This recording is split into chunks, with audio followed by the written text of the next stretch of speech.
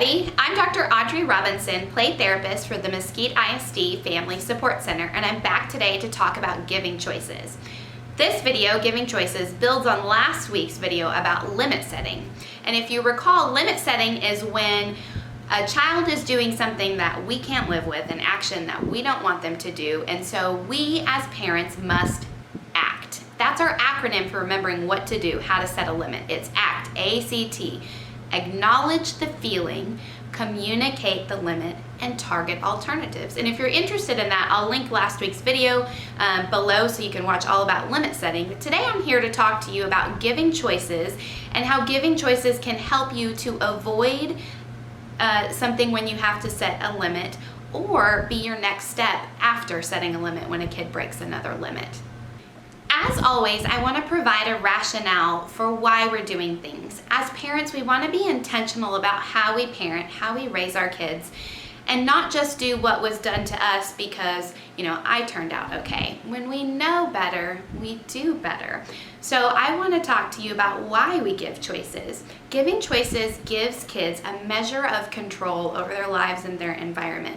Kids have so little control, and when we give them a little bit of control and the ability to make choices in this safe environment with us helping them out, then they learn how to develop responsibility. They learn how to self-regulate, which is the first step in self-control. And we want our kids to be able to go out in the world when they're teenagers, when they're, adults, and be able to make choices and be able to handle the consequences of the things that they choose. So that's why we're giving choices. It can also help you avoid the power struggle. You all know what the power struggle is. That's when we as parents decide, I'm the grown-up, I'm the adult, and you're gonna do what I say. And I bet it turns out for you like it does for me. Doesn't go well. I don't always win. And it's a heartache for me and my kid. And I'm gonna tell a little story with permission of a parent and a kiddo friend of mine. This parent friend tells this story of when his kiddo was young, probably preschool, toddler age, and his kiddo had done something to someone else in the family and needed to apologize.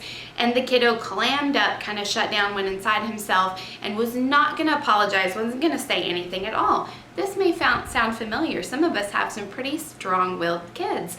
So he decided as the parent that his kid was gonna sit on the stool and he was gonna sit across from him and he was gonna sit there and they were gonna sit together until his son decided to apologize. I bet you can guess how that ended. They sat there for a couple of hours because some of our kiddos will power struggle right with you. And that was a situation after a little while that he didn't want to be in, and neither did the kiddo. So we're going to talk about how to handle those things and kind of avoid some of those situations so that you don't get yourself in a situation where you feel like you've drawn a line in the sand and you have to stand behind it, because we know what happens when we're not consistent with our kids and we don't follow through. As parents, there are choices that we can't let our children make, that we have to make ourselves. But when giving choices, when you're ready to give choices, you want to remember that you give big choices for big kids and little choices for little kids. We don't want to overwhelm our kids with lots of choices or lots of different choices throughout the day. When you implement this, you want to start small. You want to start with working on one choice.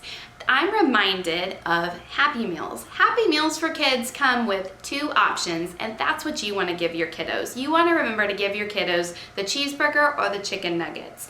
This reminds me of when I was a little kid, and anybody who's watching this that knew me as a little kid knows that I took so much time to make choices, and spoiler alert, I still do as an adult. Anybody who went out to eat with me knew that I was going to be overwhelmed by all the choices on the menu. Now, my parents were okay with waiting it out and letting me process and figure out how in the world I was going to make a decision. But you might want to limit things to 2 options. You might want to limit it to cheeseburgers and chicken nuggets for your kiddos when you're using those choices at home. You also want those choices to be acceptable to you as the parent and to your kid.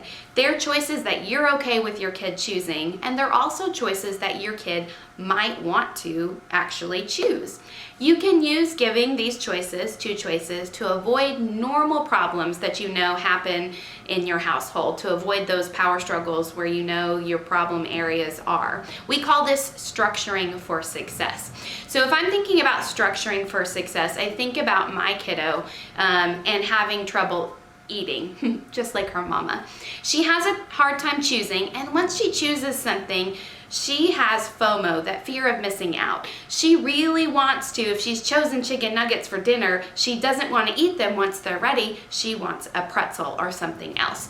So I'm using this choice giving to give her options. And this happened the other morning with us.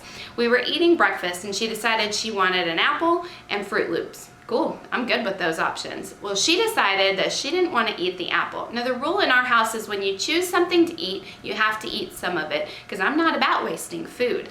Now, I could eat the apple afterwards, but I want her to get practice with that. Well, she wanted a chocolate egg, and that was not a choice I was going to let her make.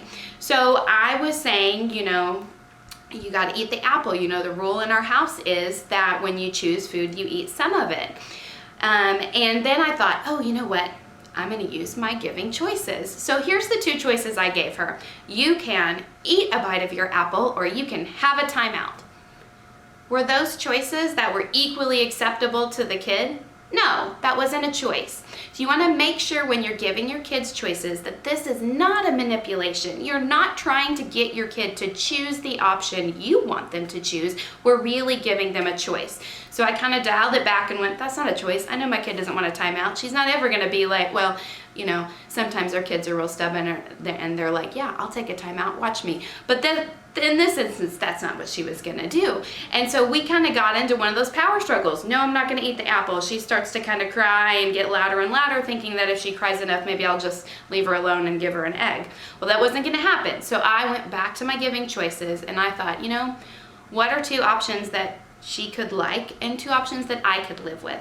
So I said, you can choose to eat some of your apple, or you can choose to eat 3 carrots. Man, she was on those carrots like that. And that's a great option for me. You want some vegetables? Great, you can eat them. I'm gonna eat the apple. And so she chose the carrot. We avoided a meltdown. We avoided a power struggle, and we were able to continue on our day. And eventually she did get that chocolate egg for listening. In all things as parents, we want to be thermostats, not thermometers. When we think about a thermostat, it sets the temperature in your house. You can decide if it's going to be hot or colder, and that's how we want to be as parents. We want to be setting the tone, we want to be giving the choices, and we want to be helping our kiddos throughout. We want to be the thermostat. A thermometer just reacts to the temperature that's already there. That's not us. We don't want to be, instead of giving choices, like yelling at our kids and flying off the handle or whatever. We know that stuff's going to happen, but we want to try to remember in our brains that we are the thermostat setting the tone. And when you're a thermometer, sometimes you're kind of leaving those problems and those choices and things for future you. Like, oh, you know what, we'll worry about that later. I'll take care of that at another time. And sometimes we have to do that for our own peace of mind, but sometimes the more you do that, the more you're just being a thermometer and you're reacting to the situation, you're reacting to how your kids are acting, and we want to set that tone. And there is a note I want to say, when your kid's already in that time where they're not hearing you, maybe they've shut down and they're not responding, or they're melting down and crying. Oh, I see I've got a visitor behind me. When they're already melting down, they cannot hear you. They are not going to be able to make a choice or even hear you giving a choice. And you might have noticed, like my kiddo, the more I try to talk to her when she's already melting down, that she's just getting more and more upset. That's an okay time to go ahead and wrap your kiddos up in a hug, keep themselves from, hurting themselves or someone else or breaking things, get them calmed down, then talk about choices. And if you're in this situation and you're giving your kid those choices, you can take a bite of an apple or you can eat a carrot, and your kid's like, no, chocolate, I want the chocolate, and your kid is not choosing, or they're saying both or whatever it is. Kids are pretty creative. You want to stick to that choice. You want to remain calm. You're saying this as calmly as you can, and you're trying not to show that you care one way or another, or that you're going to be angry about one of their choices. And you can tell your kids, if you choose not to choose, then I will choose for you. And you're going to hear yourself repeating that word over and over again, choose, and you're going to feel like a broken record. That's because we're We are instilling in our kids that it is their choice. We set the rules and we ask our kids and tell our kids to do things, but really it's up to them if they listen. Yes, there's a consequence for those actions, and we're helping them build that choice making, that responsibility within themselves. So if your kid is not choosing, then you go ahead and you choose, even if your kid melts down, even if your kid gets really angry and upset, right?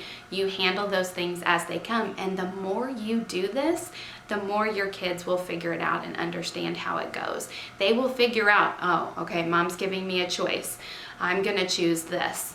And I'm gonna pay attention because I know what this means. I've been through this before. So keep at it. The more you practice it, the easier it gets for you and for your kiddo, right? It doesn't always come naturally. And next week, I'll be back with Giving Choices Part 2, how you can use giving choices for consequences or when kids break the limits that you've set.